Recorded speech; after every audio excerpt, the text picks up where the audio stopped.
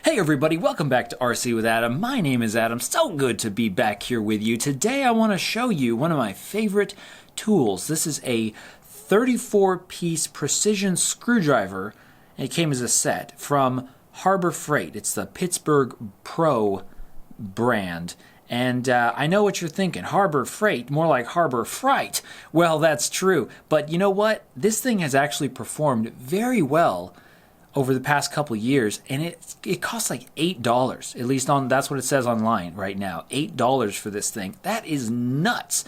So if you're just getting into electronics, drone building, making stuff with small screws and small parts, I can highly recommend this driver set. If you are in the market for something like this, check the description below. I have a link to a list of links with this one included, as well as some other brands in case you want to shop around or you don't like Harbor Freight or something like that. And look, whenever I recommend something to you guys, I wouldn't recommend it unless I personally would buy it or I was recommending it to a friend. So I'm not trying to push these things on you or sell something on you. Now you might be thinking, well, why would I want a multi-bit driver thing when, the pros, they use like full-size driver things, and they just have, a single bit on there, and they got this full-size handle, and a lot of times they're like titanium or something, and they're amazing.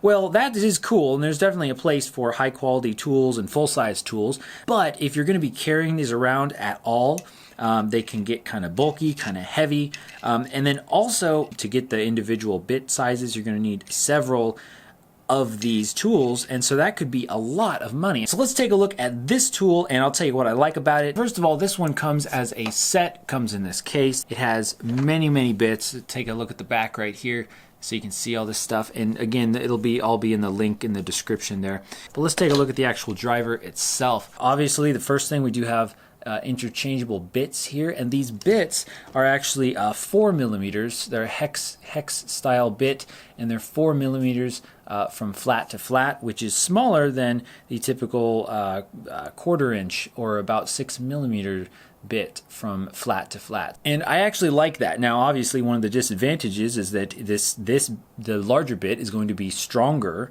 than the smaller bit, and you're going to be able to get more torque. But again, we're working with small parts. We're not trying to torque something really tight or screw in deck screws or anything like that. So I like this because it's a lot thinner, it's narrower, it's lighter, and it's just a lot easier to carry them around.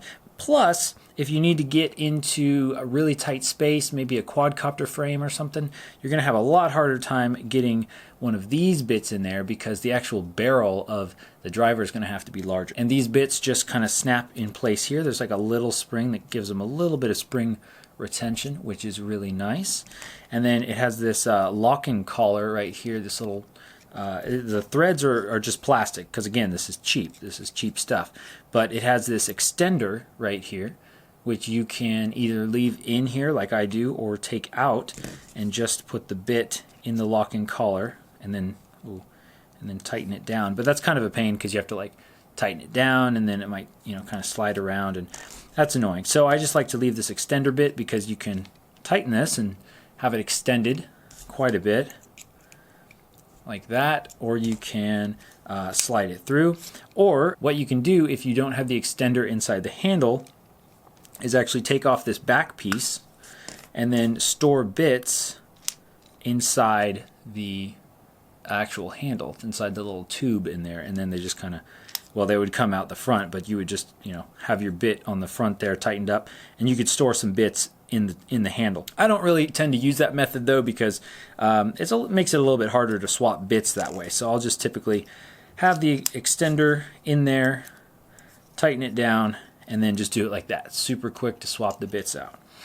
I also like how the handle does, or the little end cap, the little butt cap on the handle, it does swivel. Again, it's just basically a plastic fit here, so it's nothing super smooth, but it does allow you to kind of hold it in the palm of your hand and twist the rest of the driver, or you can just hold it and with one hand and twist with the other hand. So I do like that quite a bit. As far as the bits here, you get a whole bunch of bits that comes with this, and you can see basically all the bits in this case are the bits that I don't really use very much. You also get this, I think it came with a magnifying glass, but that's disappeared, and I don't use a magnifying glass. And you can also use this like extender. I don't think ever used this, but I could see how it could come in handy. Maybe working with computers and stuff especially. So I don't use these bits too much. What I do use though, and this is also a really bulky case, which kind of defeats the purpose of having a nice compact driver. So what I do is I put them in this little SD card case. It just snaps shut, and then all I did was duct tape a magnet, a very strong magnet, to the back of this thing. So now, well, I don't think it'll hold, it doesn't quite hold all of them in, but it kind of holds them in, and it kind of keeps them together and makes it easier. Kind of a quick little easy DIY case for all these bits. And the bits that I do use, let me line these up just to show you. So the bits I have here, I have like 13 bits, and I have the 4mm, 3mm, and 1.5mm flathead. I have the PH1 and PH00 Phillips heads, and then I have 3 2.5, 2 1.5, and 1.3 millimeter hex drives, and that's going to be most common for your quadcopter type M3 screws. And then I have the T8, T7, and T6 Torx screws just happen to be the one I use the most. I don't use them very often. I definitely use the hex bits and then the Phillips screwdrivers the most. So those are the most common.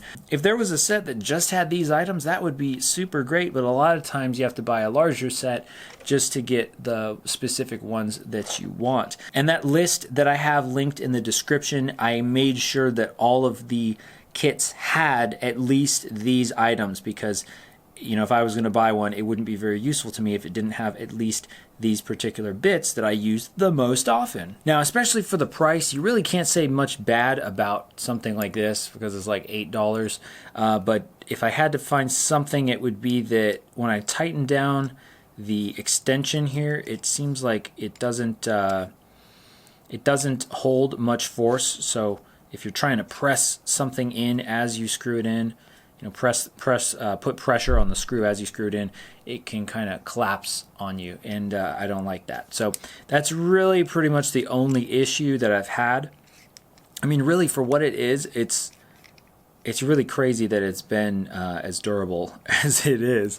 So it's pretty nuts. This is probably going to be the cheapest on the list. Also, I have not found an adapter that goes from the 4mm size hex drive to the I think it's like 8mm or 5/16 inch size nut for the quadcopter motor nuts. If I can find one of those adapters, I will definitely put that in the list, because really, if I had like a driver for these nuts that I could use with this driver tool, this is like all that I would need to use. Hey, let me know what your favorite multi-bit driver or what your most used quadcopter building tool is. I'd love to hear it, so leave me a comment. Thanks for watching, everybody. I appreciate you. I appreciate your time. If you enjoyed this video, then check out this one right over here, and I will see you again very soon. I'll see you over in that video.